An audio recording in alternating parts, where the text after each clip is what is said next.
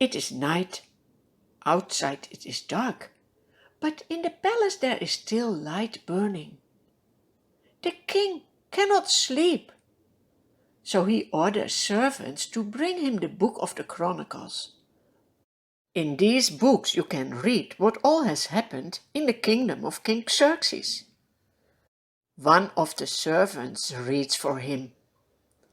When the king hears about Mordecai who has exposed the plot to kill him, he asks, "What honor was given to Mordecai for doing this?"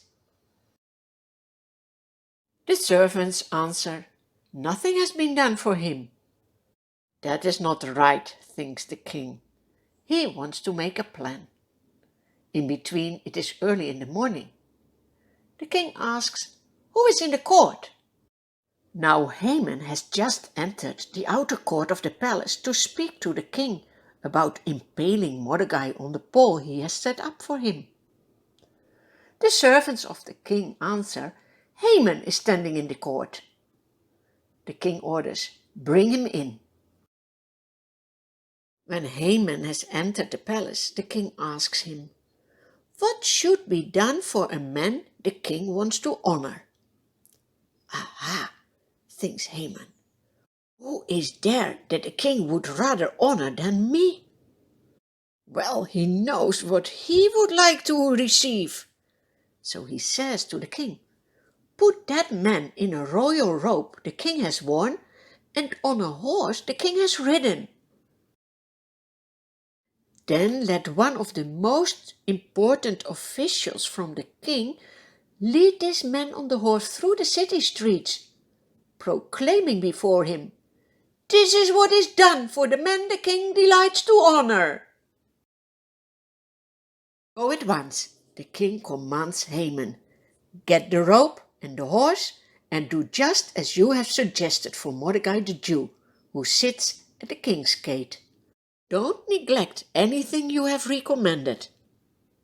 What a disaster for Haman!